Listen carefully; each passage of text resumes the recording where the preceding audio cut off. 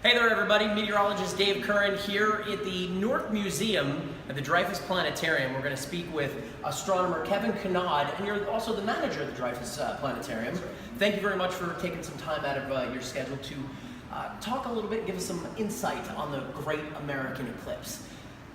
What makes this eclipse so special?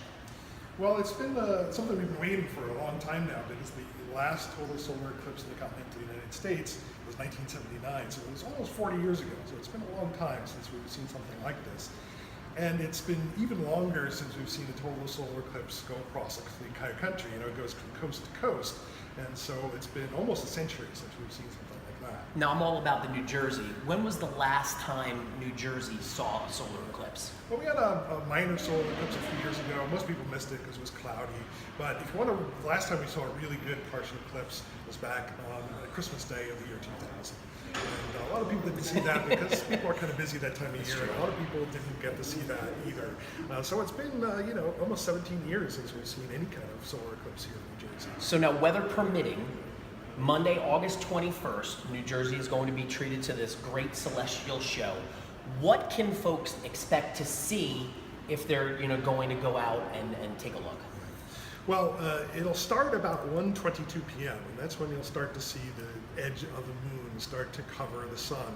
And as time goes on through the afternoon, it'll get more and more covered. When you get to 2:45 p.m., well, that's going to be maximum, and so you're going to have about 75% of the sun is going to be covered by the moon. So I could go outside with my sunglasses on and take a look at the eclipse. No, you can't do that. I don't care how much you paid for your glasses. I don't even care if you wear two of them. That's not safe. It's the glasses are not strong enough to block the So sunlight. we need special solar eclipse glasses. We need solar eclipse glasses, or eclipse shades, These are dark. they're called. And this is made of a special material that blocks light from the sun. It blocks the ultraviolet and infrared, and that protects your eyes. Now, if folks are going to travel to see this, where should they go? If they want to see totality, because New Jersey's only getting what, 75%? 75%.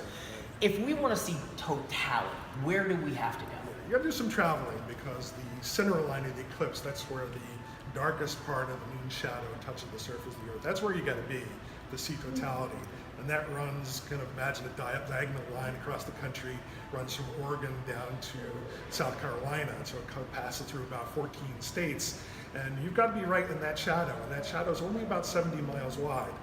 So a lot of people are going to be trying to get to that totality. Well, I was just going to say, to travel to South Carolina isn't that long to see this really special show.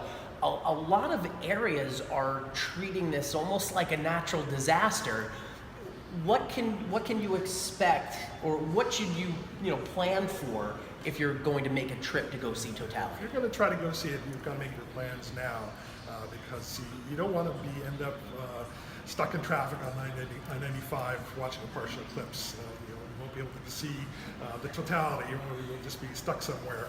You got to make your plans ahead of time to get somewhere. You got to make your arrangements. A lot of hotels and campgrounds are already full, and so you got to do some planning, and you don't have much time to do it. So. Now, a lot of cities are going to be jammed with folks that are already there. So have your plan and kind of stick to it, and just pack your patience, really. And keep an eye on the weather, of course, because you could be in totality, but if you're just looking at clouds, that's not going to be good. Now, if you're at home in your backyard, talk me through about like some things that you could do with your kids to kind of show them the eclipse safely without necessarily looking at the sun. Right. Well, one thing we should mention is don't try to make your own solar filter. Okay. Sometimes you'll hear people saying that you can use a DVD or a CD or some other material that might find light. Because if you're basically looking at this. Yeah, it's not the right material. It won't block ultraviolet and infrared radiation, and so you could damage your eyes, and that's not really worth it. A real aerosol filter glasses only runs like $2 or $3, and so it's not. This is definitely the way to go. Yeah, that's the way to go. But you still can view the event even without a solar filter. You can make yourself a little projection, a little pinhole projector.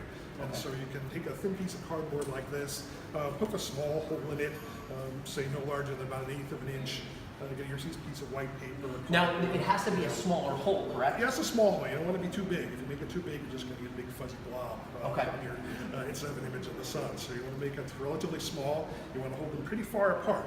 To give the illusion of this is going to be the sun, this is going to be the moon. How it's going to pass. Well, no, you're going to project an image of the sun onto this piece of paper or cardboard, and you can view the image of the eclipse sun here. But you don't want to look through the pinhole. You're looking at the image of the sun. You're looking at the image on the sun over there. And would you be able to take a picture of it to get an idea of what the eclipse would look like? Sure, you could take a picture of the image with your cell phone or whatever, and make a recording of what you saw here in New Jersey. Kevin, thank you very much for all your information, and you can always take a look at my Instagram page for more information on little tidbits about the Great American Solar Eclipse.